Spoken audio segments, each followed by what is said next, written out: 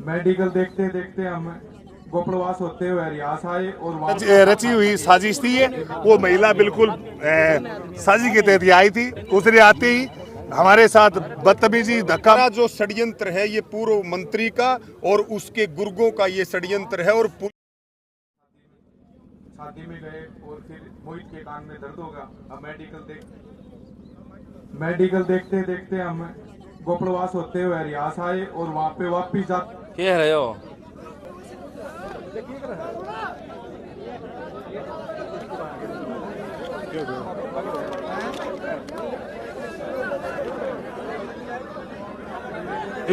एक मिनट बैठ जाओ, 1 मिनट बैठो, 1 मिनट बैठो भाई, एक मुकेश भाई। अरे मेरी आवाज सुनाई दे के दो प्यारों पर बैठ जाओ, संग बैठ जाओ, समझ गए? कब उसका याद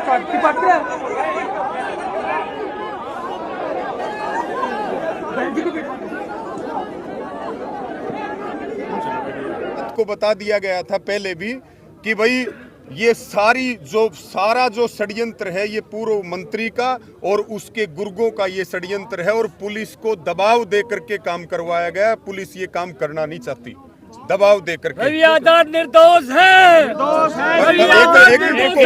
एक मिनट रुको। अभी आपने वो भाई किलकाजी पूर्व अभी आपने जो एक सवाल पूछा, अभी अब आपको पुलिस से अगर पकड़ ले तो फिर क्या करेगी? समाज इनके साथ है। रवि आजाद को समाज ने क्लीन चिट दी है। यहाँ की 7 गांवों की पंचायत और एरिया के लोगों ने ये क्लीन चिट दी है। अगर रवि आजाद के साथ फिर भी पुलिस अगर कोई जास्ती करती है तो पूरा समाज गांव और पूरा हरियाणा इनके साथ खड़ा है, कंधे से कंधा। ये कोई प्रकरण नहीं था, ये तो सोची समझी चाल थी सर। ये तो बिल्कुल भेजी गई थी। ये तो रवि आजाद के खिलाफ ये रची हुई साजिश थी। वो महिला बिल्कुल साजिश के तहत आई थी। उसने आते ही हमारे साथ बदतमीजी धक्का मुक्की थप्पड़ मुक्का उसकी तो प्लान थी। वो तो रवि भाई के साथ भी हमारे वहाँ डॉक्टर था, वकील थे सुरेंद्र, उसके साथ भी उसने बदतमीजी, उसने बहुत लोगों के साथ बदतमीजी की।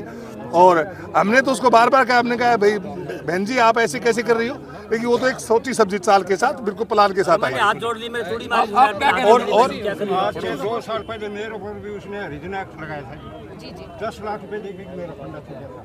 पेशेवर है ये तो पेशेवर है। इसी का भाई साहब अमीर सिंह नाम है। तो ये पैसे लेने के लिए करके पेशेवर। आप किनकी बात कर रहे हैं जिन्होंने आज हंगामा किया या जिन्होंने रवि के ऊपर मैम क्या नाम है, कहाँ से? जी मैं Suman Hooda, state president BKU Chaduni ji. आज जो पंचायत हुई मैम क्या कहना है इसको लेकर?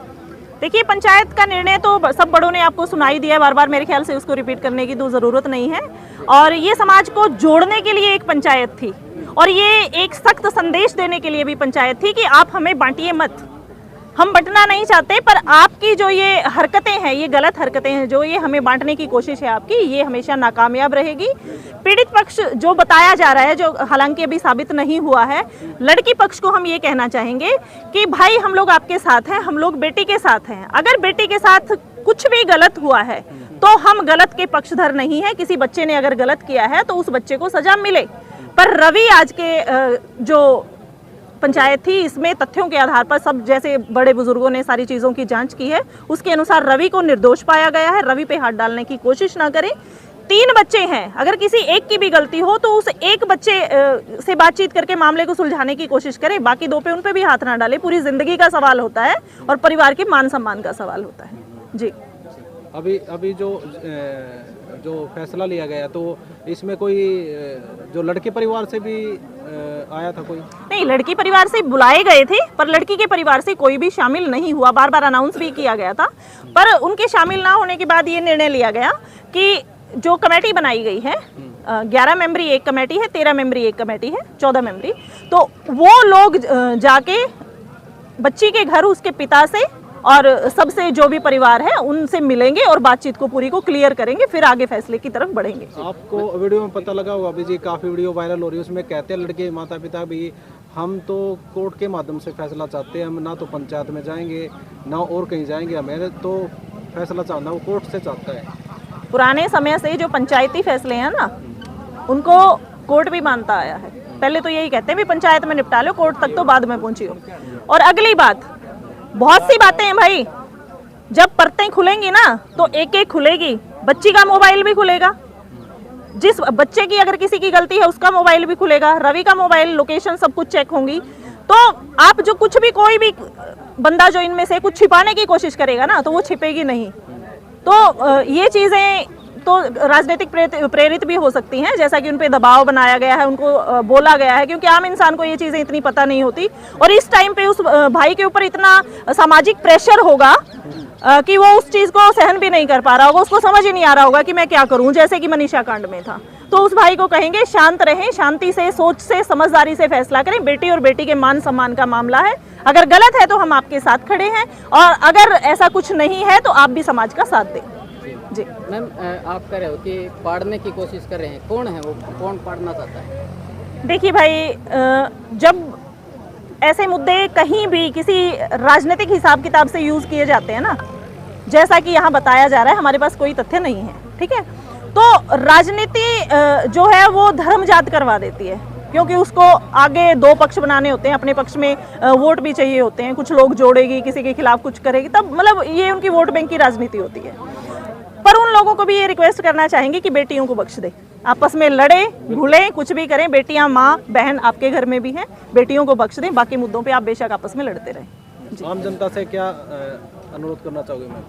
आम जनता से यही अपील करना चाहेंगे कि धर्म जात के चक्कर में ना बटें। आज का संदेश जो है, बेटी हमारी किसी भी जात धर्म से रिलेटेड नहीं है, बेटी बेटी है, उस बेटी के पक्ष में हम खड़े हैं, और समाज को सच का साथ देना चाहिए, उसको किसी भी एक पक्ष या दूसरे पक्ष का पक्ष नहीं लेना चाहिए, सच्चाई का आईना दिखाना चाहिए, और ताकि समाज जो है एक अच्छी दिशा की तरफ बढ़ सके। Thank you ma'am. धन्यवाद सर।